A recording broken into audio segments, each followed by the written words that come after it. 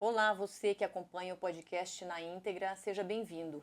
Hoje nós temos como entrevistada a promotora de justiça Cristiane Barreto Nogueira. Esse é o 17º ano que ela fica à frente de uma promotoria especializada em defesa dos direitos dos idosos. Promotora, queria agradecer a sua presença aqui para conversar com a gente e pensar aqui que em 17 anos, praticamente, a senhora já ouviu histórias de toda a natureza de violação de direitos. Tudo que você imagina e o que você não imagina ainda. Já ouvi tudo quanto é tipo de histórias difíceis da gente enfrentar, né? A maioria delas difícil de enfrentar. E antes era de tudo, né? Não era só idoso, eu vi histórias tremendas, assim, do que as pessoas são capazes de fazer. E, especificamente aqui a senhora passou a ficar com a área do idoso, quem mais procura? É o próprio idoso que vai lá dizer que ele está tendo algum direito violado? Tem muitos familiares, as instituições que cuidam também? Idoso é só um pouco que vai. A maioria é denunciado por vizinhos, né, por parentes que denunciam as violações de direitos. E denúncias anônimas também, que a gente recebe através do Disque 100, né, que é aquele Disque Direitos Humanos da Presidência da República. Dá para dizer que, como se fala muitas vezes em relação à infância e à violência contra a mulher, o lar é um lugar perigoso para o idoso? A maioria das violações de direito ocorre no lar. Isso Então, envolve sim, violência física, violência física, patrimonial? patrimonial, financeira, sexual, todos os tipos de violência, a maioria ocorre dentro da própria casa. Para quem não conhece a dinâmica do trabalho de uma promotoria, a senhora ouve as pessoas ou às vezes chegam ligações, e-mails que vocês transformam em documento? Conte como é que se conduz isso que chega à promotoria. Sim, a gente recebe as denúncias via WhatsApp, né, via ouvidoria, denúncias também presenciais, as pessoas vão lá, denúncias do Conselho Municipal da Pessoa Idosa. E essas denúncias, elas são transformadas em procedimentos administrativos para a gente apurar qual que é o melhor caminho para a gente oferecer uma proteção para aquela pessoa idosa que está com os direitos violados. Isso significa que a senhora tenta resolver questões de forma administrativa, acionando o poder público ou uma instituição de acolhimento? É possível situações que se resolvam de forma administrativa? Sim, lá na promotoria do idoso, a maioria das questões a gente resolve de forma administrativa, né? Oficiando para a Secretaria de Ação Social, né? Para a Secretaria de Saúde, atendendo aquelas demandas que a gente consegue resolver com o poder público sem ajuizar uma ação. Agora, existem questões que a gente só resolve com ajuizamento de ação, como, por exemplo, afastamento de agressor. Né? A gente não tem como resolver administrativamente porque precisa de uma ordem judicial para afastar um agressor de casa. Né? Então, esses casos somente com ajuizamento da ação. E casos também de acolhimento, quando não tem vaga, né? Nas instituições de longa permanência que são cofinanciadas pelo poder público, a gente precisa ajuizar para poder ter uma compra de vaga, né, na rede particular. A senhora me disse que acho que são 40 entidades de acolhimento de longa permanência, que é o que antigamente se convencionava chamar de asilo, né? Isso. E é comum acontecer de faltar uma vaga para colocar uma pessoa que não tem onde ficar e precisa do cuidado permanente? É comum acontecer falta de vaga, sim, porque hoje nós temos cofinanciadas, né, pelo Sistema Único de Assistência Social, né, pelo SUAS, que é gestor ESAS, né? A gente tem três que são o Asilo São João Bosco, a CIRFA e a Viver Bem. Tá? Então, essas três entidades, elas são cofinanciadas, né? Quer dizer, as vagas são reguladas pela SAS. Quando chega uma demanda de um acolhimento institucional, a SAS vai ver qual dessas três instituições que tem vaga e vai remeter para lá esse idoso. Quando não tem, há necessidade de comprar, né? Uma vaga numa instituição de longa permanência particular, que aí é através de uma ação judicial. E também é comum acontecer de pessoas que têm família, mas a família não está cuidando. É comum litígio entre os familiares, briga entre os familiares para ver quem cuida e alguns se recusarem. Isso muitas vezes chega à promotoria? Sim, muitas vezes chega, né? Desentendimento dos filhos com relação às responsabilidades, né? A divisão dessas responsabilidades, acaba tendo que ajuizar uma ação de alimentos, né? o filho que está sobrecarregado com aqueles cuidados acaba ajuizando uma ação de alimentos para obrigar os demais a ajudar a pagar um cuidador, né, para dividir esses cuidados do idoso. E quando é o idoso que aparece, por que ele aparece? Muitas vezes o idoso aparece porque precisa afastar uma pessoa que está causando muitas violações na vida dele, né? Então, hoje mesmo eu fiz uma medida de afastamento, né, de um neto que estava extorquindo, né, o idoso, ameaçando o idoso para dar dinheiro, retirando objetos de casa para vender, para comprar droga. Então, nesses casos de afastamento, muitas vezes é o idoso que vai lá para pedir o afastamento, a medida protetiva de afastamento. E a senhora percebe uma debilidade emocional muito grande dessas pessoas, porque já estão numa situação vulnerável por estarem idosos, e muitos, às vezes, vivem uma situação financeira muito limitada, né? E ainda se veem com um familiar se apropriando do pouco que eles têm. A maioria está numa situação difícil e muitos deles ainda não querem o afastamento dessa pessoa. Muitos vão procurando o afastamento, mas outros não querem o afastamento, querem tentar um tratamento. A gente tenta, né, inserir num tratamento, quando a pessoa é usuária de substância entorpecente, né, a gente procura inserir num tratamento, mas a maioria não adere. Acaba tendo que fazer o afastamento. E muitos deles não querem nem o afastamento, nem quando não adere. Quer dizer, ele quer uma solidariedade, mas às vezes a medida que tem que ser dura, a pessoa não quer porque envolve um familiar, uma pessoa com quem ela tem afeto. Sim, e como nós somos substitutos processuais, né? Então a gente não pode fazer uma coisa contra a vontade do idoso. Mesmo porque não tem efetividade, né, Maristela? Se a gente entra com uma ação para afastamento de um agressor da casa do idoso contra a vontade dele, ele vai acabar abrindo a porta e deixando voltar. Então não tem efetividade se é contra a vontade do idoso. Precisa ser algo que ele esteja Precisa disposto ser algo que ele queira, né? Uhum. Que ele queira pedir aquele afastamento e bancar aquele afastamento, né? Uhum. Porque já teve caso que eu fiz 9 afastamentos. Uma idosa pediu 9 vezes para a gente fazer o afastamento, só que depois ela deixava o neto voltar. E aí a situação se agravava, ela aparecia aí de ela novo. aparecia de novo, né? Isso durou até ela morrer, até o falecimento dela. Uhum. Ficou muito tempo assim na promotoria. Ela ia, aí ela deixava ele voltar, ele falava que ia melhorar, ela deixava ele voltar. Aí medida protetiva para afastar, afasta e volta, coloca um monte de gente na casa, usuário de droga. Um tempão assim. Uhum. A gente vê que o Estatuto do Idoso ele tem muitas semelhanças com o Estatuto da Criança e do Adolescente, com a própria Lei Maria da Penha, de forma a proteger pessoas que são vivem em situações familiares mais sensíveis, né, que são hipossuficientes, enfim. Falta muito para se chegar ao ideal, a gente está muito abaixo do ideal na proteção que a lei prevê. Nós estamos abaixo porque, para alguma coisa funcionar, as pessoas precisam querer, né? Então, falta humanidade, né? Tanto nas famílias, né? Como nos órgãos, muitas vezes ficam mandando os idosos para lá e para cá sem atender adequadamente. Né? Então, falta muito por isso, mas também as políticas estão ainda bem no começo, sabe? Eu acho que a gente ficou muito tempo naquela ilusão de que o Brasil é um país jovem, só que essa realidade já mudou faz tempo, né? Essa pirâmide etária está se invertendo e as medidas precisam também ser mais efetivas, né? Então, por exemplo, a questão do acolhimento institucional, né, que tem uma demanda muito grande hoje, poderia ser evitada com a implantação de centros-dia, né, que é um local onde esses idosos vão passar o dia e voltam, né, no fim da tarde voltam para casa. Eles passam o dia, tem todas as refeições lá no local, descansam, aí no final do dia vão para casa, né, com transporte, lógico, para pegar e levar de volta. Né?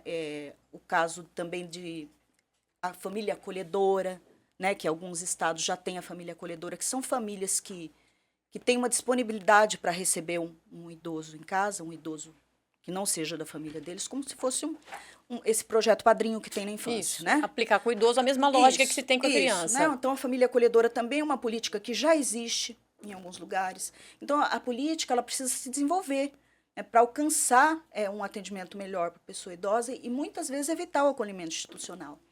Né? Então, está muito no começo ainda, né? Está muito atrasada a política para a pessoa idosa. Esse debate ele existe? Costuma-se haver discussões disso, por exemplo, em poder legislativo ou mesmo no executivo, de chamar, vamos debater a possibilidade? Olha, eu mesma já fui diversas vezes debater esse assunto, só que não se desenvolve, sabe?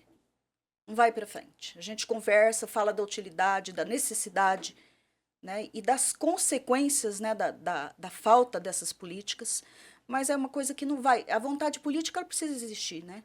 E as pessoas precisam enxergar mais a realidade, né? O que está acontecendo e qual que é a vulnerabilidade dessa população, né, para poder fazer políticas que realmente impeçam, né, de coisas mais trágicas. A senhora disse que vai nas entidades de acolhimento verificar em loco a condição de cada uma. Essa semana até saiu um regramento da Procuradoria de Justiça para que todos os promotores das cidades façam isso. De pelo menos uma vez por ano tem que ir em todas verificar em loco. É frequente haver irregularidade? A senhora disse que identificou recentemente uma que era clandestina, que não tinha o serviço adequado. Quando a gente recebe denúncia, né, de locais clandestinos, a gente faz essa visita juntamente com a vigilância sanitária, né, para fazer até o fechamento, se for o caso, ou que essa entidade, se tiver condições, se regularize. Né? Existem 40 hoje aqui em Campo Grande, nós temos 3 que são as cofinanciadas, as demais são particulares. Eu vou pessoalmente em todas elas, já faz muito tempo que eu vou pessoalmente, toda semana eu vou. Né? Toda semana eu tenho uma visita de instituição de longa permanência para verificar essas condições, o que precisa ser melhorado, né? O que precisa ter intervenção da vigilância sanitária, focando no idoso, né? Se aquele idoso está bem adaptado, se ele está por vontade própria naquele local, se ele for lúcido, né? Lógico. E se esse idoso, se a família do idoso está interagindo de uma forma boa com aquela instituição que está abrigando aquele idoso. E a senhora diz que identifica até se há interação dos familiares e não havendo, aí a própria promotoria entra em contato e diz, olha, tomei conhecimento que vocês abandonaram o seu familiar para tentar forçar no sentido de mostrar uma obrigação que é deles? Então, quando existe alguma notícia de abandono, a gente já vai notificar essa família, verificar o que está acontecendo, né? Por que não foi mais, se alguém morreu, o que aconteceu, né? Por que não apareceu mais? Né? Mas existem casos também de perturbação do funcionamento dessa instituição. A família vai lá tumultuar, eu já tive que pedir uma medida protetiva para um filho parar de visitar o idoso, porque ele ia, gritava, fazia tumulto, ele era usuário de droga, ele gritava, ele ia de madrugada, ele acordava, gritava com as pessoas, acordava todos os idosos.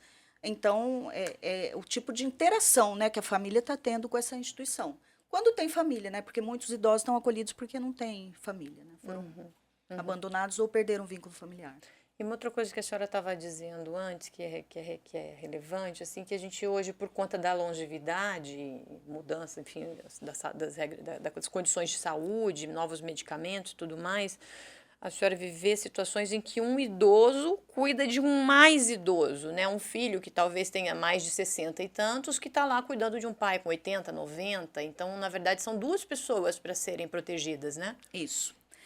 Muitos casos de filhos idosos cuidando de pais idosos e muitas vezes esses filhos têm condições de saúde piores até. Às vezes o idoso está em condições físicas boas e só perdeu as condições cognitivas, né? E o filho está em condições físicas péssimas e tem que cuidar desse idoso sem condições cognitivas. Então, fica bem cansativo e já teve caso de se agravar tanto essa situação que no início ter sido pedido um acolhimento desse idoso, do idoso pai, só que demorar esse acolhimento e acabar tendo que ser feito o acolhimento dos 2, porque o filho chega numa situação também caótica de saúde, né, e de estresse, porque o cuidador, ele cansa demais, ele se esgota muito, sabe? O cuidador, ele precisa também ter uma atenção, né, precisa ter política para ajudar esse cuidador a ficar naquela missão, porque não é fácil, sabe? Principalmente quando o idoso perde a condição cognitiva, fica muito difícil. Porque as pessoas não têm preparo para isso, né? É difícil atender isso. Então, 24 horas por dia, todos os dias, né? A pessoa vai se esgotando. Então, tem que ser desenvolvido também, né? Alguma forma de ser desenvolvida de política que ajude esses cuidadores. A gente sempre imagina que o poder público é muito responsável, e de fato por saúde, educação, infraestrutura, uma série de segurança, enfim. As leis, como é o caso do ECA e também o Estatuto do Idoso, eles falam do papel da sociedade, né, que é o que a senhora disse. Tornar esse assunto sempre pauta ajuda a sociedade a se ver responsável pelos seus, não só o poder público ser responsável? ajuda, né, na mudança da mentalidade, principalmente as crianças, né, a ter uma outra cultura, né, de valorização e de cuidado com a pessoa idosa, de respeito, né, porque isso aí demanda muito tempo, né? Não é, hoje a gente tem uma cultura de desvalorização da pessoa idosa, né? Isso demanda muito tempo, não é de uma hora para outra, né, que esse resgate vai ser feito, né? Mas também tem que ser considerada a questão econômica, né? Tem muita família que está em total vulnerabilidade também, não tem condição, mesmo que seja consciente, né? Porque existem casos ali que eu recebo que o filho chora porque tem que fazer um acolhimento, né? Eu já tive um caso que eu atendi uma pessoa, uma filha que não tinha condição física, a mãe era muito obesa e ela deitava no chão, porque a filha não conseguia erguer, ela deitava no chão e para fazer a higiene dela tinha que ser rolada assim com a toalha, né, rolada para um lado e para o outro para poder ser feita higiene. A filha não tinha condição, toda saúde toda cheia de problema, né? E aí ela teve que ser acolhida. A filha não queria o acolhimento. Então também tem caso que tem que desmistificar essa questão do acolhimento, né? A pessoa entender que ela não tem condição de prestar aquele atendimento de uma forma adequada, pela própria saúde dela, né, pelo quadro de saúde dela, atender aquele idoso de uma forma adequada e também ter mais paz com essa situação de ter que acolher. Né? Aí é o oposto, né? É a O família oposto. que se compromete demais, É o oposto. mesmo sem É o ter oposto. condições. É o oposto. Então, isso que eu estou te falando, né? Tem que mudar essa consciência, né? Mas tem caso que tem uma vulnerabilidade que não consegue, né? Mesmo prestar o atendimento. Uhum. E a senhora vê em outros estados algumas iniciativas interessantes que podiam estar aqui, como essa de ter um centro-dia, exemplo do que é uma creche, né, uma UNEI que se fala hoje em dia? Tem muitos lugares que já tem Sim, já tem. condição Centro-dia assim? para idoso já tem vários e também família acolhedora tem alguns lugares que já implantaram. Uhum. E poderia ser uma solução muito positiva, né? Porque a pessoa fica muito inserida, né, na própria vida familiar. Eu acho que as políticas elas têm que assim começar. E aí você vê que resultado que elas vão ter. Né? Porque você não pode prever que resultado que vai ter aquela política. Você tem que tentar implantar aquilo ali e observar, ver se ela vai ser boa, se ela vai ter um resultado eficiente ou não. Né? Então, acho que tudo é válido. Uhum. A gente sempre vê falando aquele ditado que em briga de marido e mulher ninguém mete a colher, e muitas pessoas sempre têm medo de se meter em situações de violência ali numa relação de casal. É muito comum vizinhos relatarem situações de abandono a idosos, de violência a idosos. No caso Sim. familiar, eles têm coragem quando é com idoso? Bom, como a gente tem o canal das denúncias anônimas, né, que é o Disque 100, é o número 100, a gente recebe muito de forma anônima. Né? Familiar, um vizinho A gente não liga, sabe quem conta. ligou. A gente não sabe quem ligou. A pessoa Aham. falou, ó, tem um idoso, está acontecendo isso, isso, isso. Conta sobre violência patrimonial, conta sobre violência física, né? Conta sobre filho usuário de droga, né? Então a gente tem esse canal, né? Dos anônimos que facilita. Apesar de a gente receber muitos trotes também nessas denúncias anônimas. Você vai ver, é mentira. Alguém se vingando de alguém faz uma denúncia e não é nada daquilo. Né? Ou desentendimentos patrimoniais, né? Entre parentes. Entre parentes aí gera uma denúncia aí que não é verdadeira. Isso acaba subtraindo o tempo que vocês têm para. Com certeza. Mas é aquilo que eu falei, consciência das pessoas, né? Uhum. O que a senhora vislumbra aí como o mais essencial de evolução para um tempo curto? Nas políticas, você diz? Isso. Aí eu acho que o centro-dia, para começar, seria bom. O centro-dia seria muito bom. Começar com o centro-dia para poder ver essa família que não tem condição de atender o idoso durante o período que está trabalhando, deixar esse idoso e ver que resultado que tem, que impacto que tem nessas necessidades de acolhimento institucional. Se vai reduzir, né, a demanda por acolhimento ou não. Né? Eu acho que vai. E promotora, diante da gente já ter esse estatuto aí há mais de 20 anos, assim, o que a senhora vê que ainda falta para a sociedade assumir para si como responsável também pelo bem-estar dos idosos? A consciência, né, e a empatia de se verificar que um idoso está tendo os direitos violados, fazer essa denúncia, porque a gente tem canais anônimos, né, para denúncia anônima, se a pessoa não quer se expor, tem a promotoria, tem a ouvidoria, né? Então, denunciar, porque a gente não sabe o que pode acontecer com a gente no futuro. Então, a gente se colocar no lugar daquela pessoa, né? Porque todos nós somos um idoso em potencial, a menos que a gente morra antes, né? De fato. Então, se colocar nessa condição, né, de pessoa idosa em potencial, qual que vai ser o futuro da gente, se ninguém se importar com o idoso? Os mais jovens, eles também estão nessa linha de, às vezes, pouca dedicação aos idosos, ou isso está mais no âmbito dos mais adultos? Aí, por exemplo, os netos.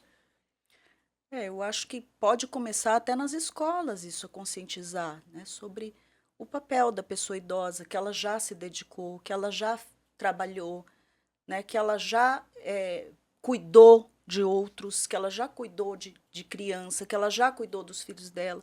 Então, é a vez dela de ser cuidada, né? Então, mostrar para as crianças, né, que a pessoa idosa precisa ser respeitada, todo ser humano precisa ser respeitado.